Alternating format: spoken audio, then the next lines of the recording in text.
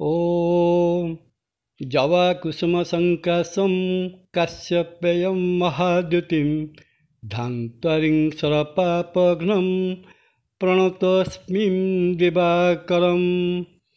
भगवान सूर्यनारायण गोचर गोटे राशि अन्य राशि को प्रवेश करने को संक्रांति कहा जाए। वैदिक ज्योतिष अनुसार प्रत्येक संक्रांतिर अलगा अलगा महत्व रही।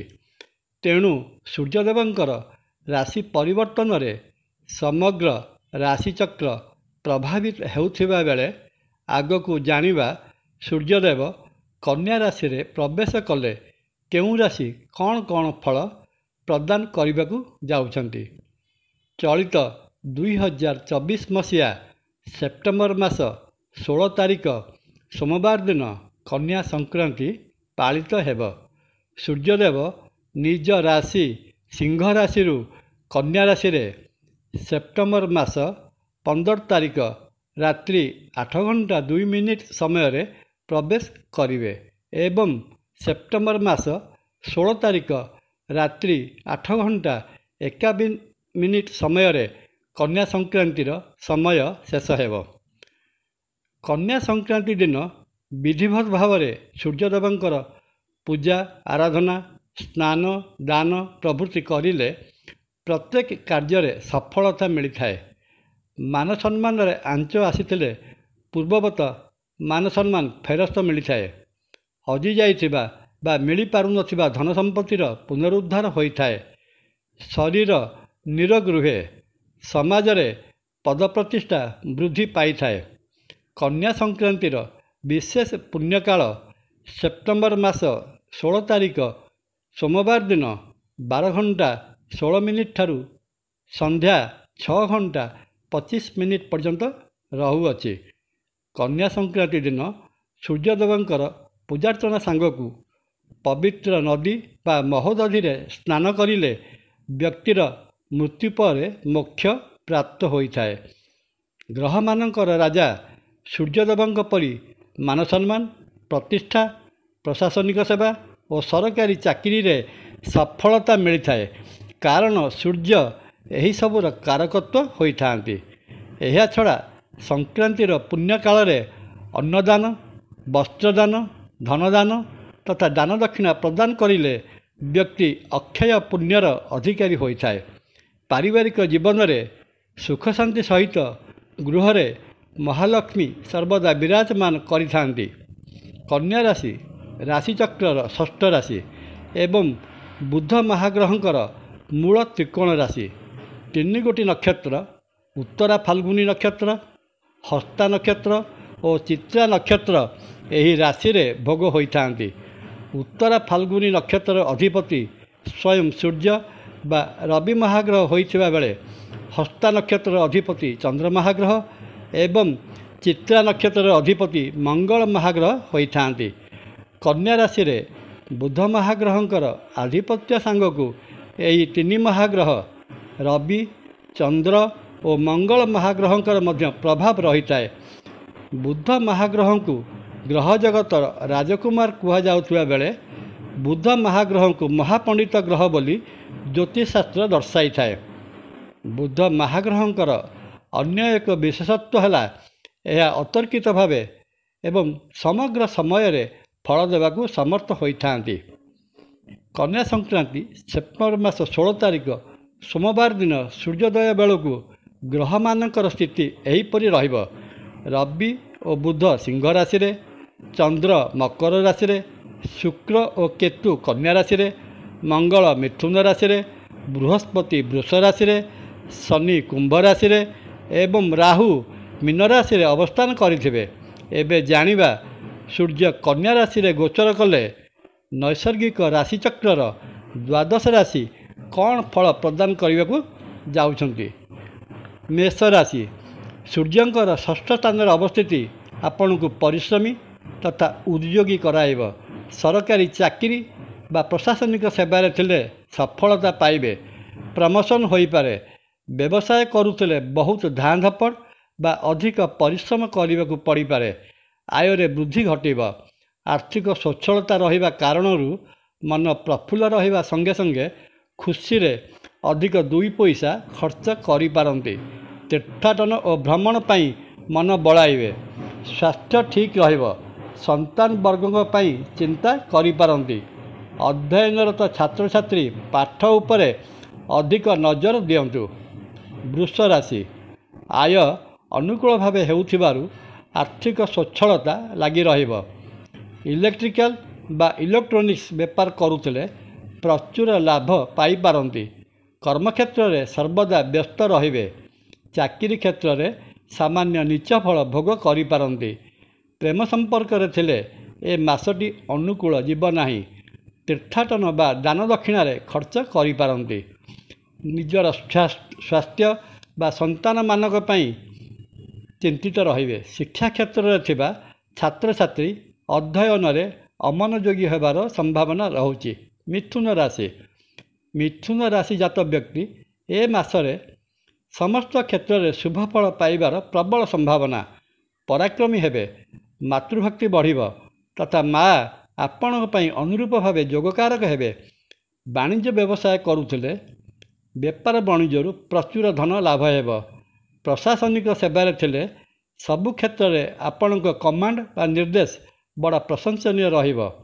ଚାକିରି ଖୋଜୁଥିଲେ ଏ ମାସରେ ଆବେଦନ କରିବା ଠିକ୍ ରହିବ। ପ୍ରେମ ସମ୍ପର୍କ ବିଳମ୍ବିତ ହେବ। ପାଠପଢ଼ା ଉପରେ ଶିକ୍ଷାର୍ଥୀମାନେ ମନୋନିବେଶ କରନ୍ତୁ।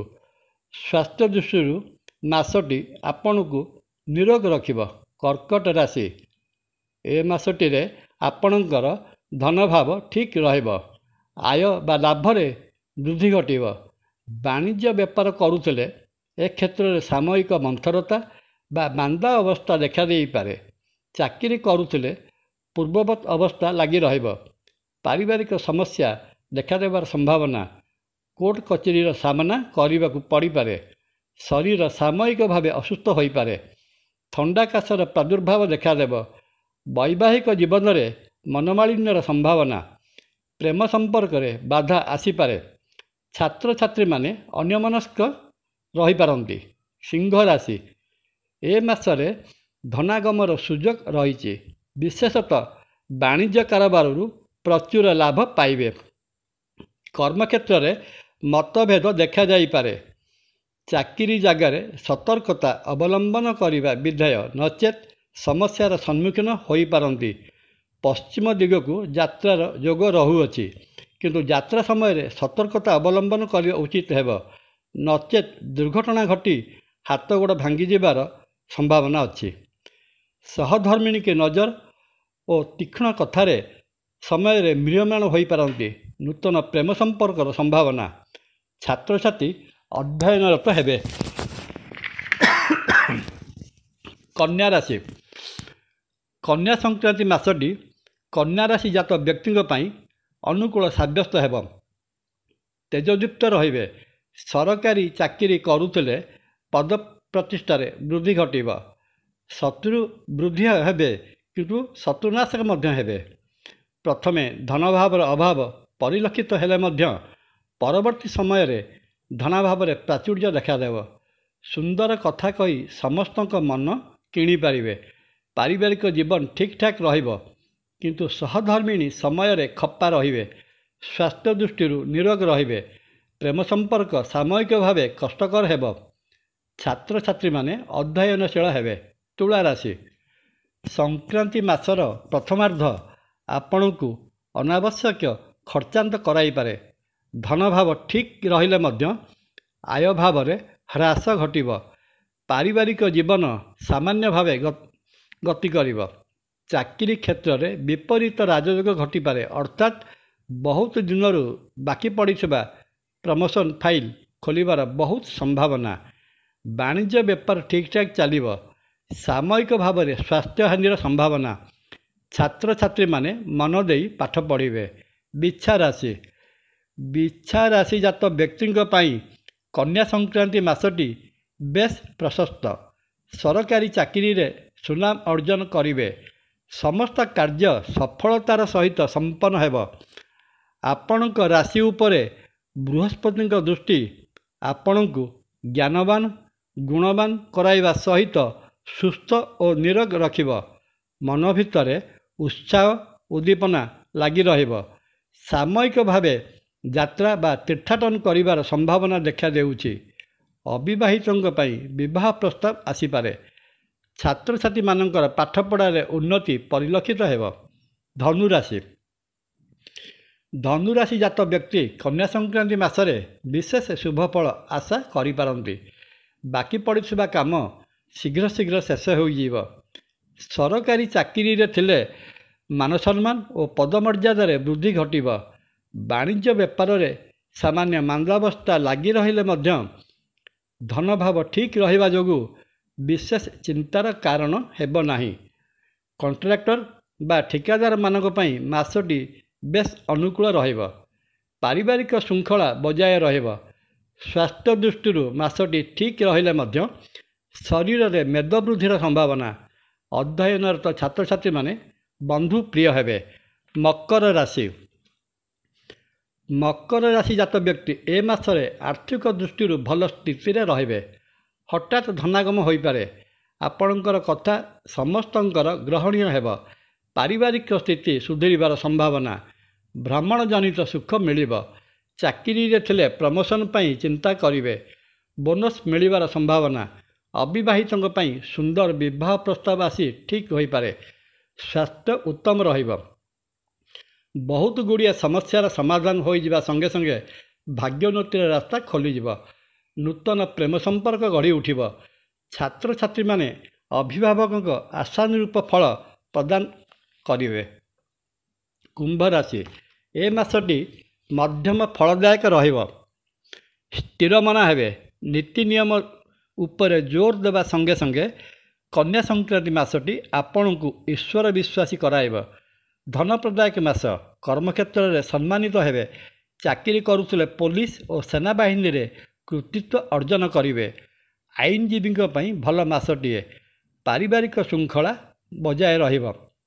ସାମାନ୍ୟ ସ୍ୱାସ୍ଥ୍ୟଗତ ସମସ୍ୟା ଯଥା ଥଣ୍ଡା କାଶ ଓ ପିତ୍ତଜନିତ ରୋଗର ପ୍ରାଦୁର୍ଭାବ ବଢ଼ିଯିବ। ବାଣିଜ୍ୟ ବିଷୟରେ ଅଧ୍ୟୟନରତ ଛାତ୍ରଛାତ୍ରୀ କୃତିତ୍ୱ ଅର୍ଜନ କରିବେ। ମୀନରାଶି। କନ୍ୟା ସଂକ୍ରାନ୍ତି ମାସଟି ମୀନରାଶି ଜାତ ବ୍ୟକ୍ତିଙ୍କ ପାଇଁ ବହୁତ ଗୁଡ଼ିଏ ଶୁଭ ଖବର ନେଇ ଆସିବ। ବାଣିଜ୍ୟ ବ୍ୟବସାୟ କରୁଥିବା ବ୍ୟକ୍ତିବିଶେଷ ବେପାରରୁ ପ୍ରଚୁର ଲାଭ କମାଇ ପାରନ୍ତି। ଆୟ ଉତ୍ତମ ରହିବ। ମିତ୍ରମାନେ ସହଯୋଗ କରିବା କାରଣରୁ ବହୁତ ଗୁଡ଼ିଏ କାର୍ଯ୍ୟ ଅନାୟାସରେ ସମ୍ପନ୍ନ ହୋଇଯିବ। ପରାକ୍ରମୀ ହେବେ। ଭାଇ ଭଉଣୀଙ୍କ ମଧ୍ୟରେ ସମ୍ପର୍କ ଦୃଢ଼ୀଭୂତ ହେବ। ସହଧର୍ମିଣୀଙ୍କ ସହିତ ଭ୍ରମଣ ବା ତୀର୍ଥାଟନ ପାଇଁ ଯୋଜନା କରିପାରନ୍ତି। ଦାନ ଧର୍ମ ପ୍ରତି ମନ ବଳିବ। ସ୍ୱାସ୍ଥ୍ୟ ଠିକ୍ ରହିବ। ଛାତ୍ରଛାତ୍ରୀମାନେ ଚଞ୍ଚଳ ମନା ହେବେ। ଏହାଛଡ଼ା କନ୍ୟା ସଂକ୍ରାନ୍ତିର ଅନ୍ୟାନ୍ୟ ବିଶେଷତ୍ୱ ହେଲା କନ୍ୟା ସଂକ୍ରାନ୍ତି ଦିନ ଭଗବାନ ବିଶ୍ୱକର୍ମା ଦେବଙ୍କର ଜୟନ୍ତୀ ପାଳନ କରାଯାଏ ଏବଂ ଏହି ଦିନଠାରୁ 16 ଦିନ ବ୍ୟାପୀ ପବିତ୍ର ପିତୃପକ୍ଷର ଆରମ୍ଭ ହୋଇଥାଏ। କନ୍ୟା ସଂକ୍ରାନ୍ତିର ରହିଥିବା ଅଶୁଭତ୍ୱକୁ ଦୂର କରି ସମସ୍ତ ଶୁଭଫଳ ପାଇବା ନିମନ୍ତେ ସଂକ୍ରାନ୍ତି ଦିନର ବ୍ରାହ୍ମ ମୁହୂର୍ତ୍ତ ବା ସୂର୍ଯ୍ୟୋଦୟ ପୂର୍ବରୁ ସ୍ନାନ କାର୍ଯ୍ୟ ସମାପନ କରି ଉଦିତ ସୂର୍ଯ୍ୟଙ୍କୁ ଅର୍ଘ୍ୟ ପ୍ରଦାନ କରିବା, ସୂର୍ଯ୍ୟଦେବଙ୍କୁ ଯଥାବିଧି ପୂଜା ଆରାଧନା କରିବା, ପ୍ରତ୍ୟହ ଆଦିତ୍ୟ ହୃଦୟ ସ୍ତୋତ୍ର ପାଠ କରିବା ଏବଂ ଏହା ସହିତ ସଂକ୍ରାନ୍ତିର ପୁଣ୍ୟକାଳରେ ଯଥାଶକ୍ତି ଦାନ ଦକ୍ଷିଣା ପ୍ରଦାନ କଲେ କନ୍ୟା ସଂକ୍ରାନ୍ତିର ସମସ୍ତ ଶୁଭଫଳ ପ୍ରାପ୍ତ ହୋଇଥାଏ। ଏତଦ୍‌ବ୍ୟତୀତ ବୁଧ ମହାଗ୍ରହଙ୍କର ଅଧିଷ୍ଠାତା ଦେବତା ଭଗବାନ ବିଷ୍ଣୁ ହୋଇଥିବାରୁ ଶ୍ରୀକ୍ଷେତ୍ର ପୁରୀରେ ମହାବିଷ୍ଣୁ ଶ୍ରୀ ଜଗନ୍ନାଥ ମହାପ୍ରଭୁଙ୍କୁ ଦର୍ଶନ କରି ପ୍ରତ୍ୟହ ବିଷ୍ଣୁ ସହସ୍ରନାମ ପାଠ କଲେ ସମସ୍ତ ମନସ୍କାମନା ଅଚିରେ ପୂରଣ ହୋଇଥାଏ। ଜୟ ଜଗନ୍ନାଥ। ଭିଡ଼ିଓଟି ଭଲ ଲାଗିଲେ ଲାଇକ୍, କମେଣ୍ଟ ଓ ସବସ୍କ୍ରାଇବ୍ କରିବା ପାଇଁ ଅନୁରୋଧ। ନମସ୍କାର। ତପନ।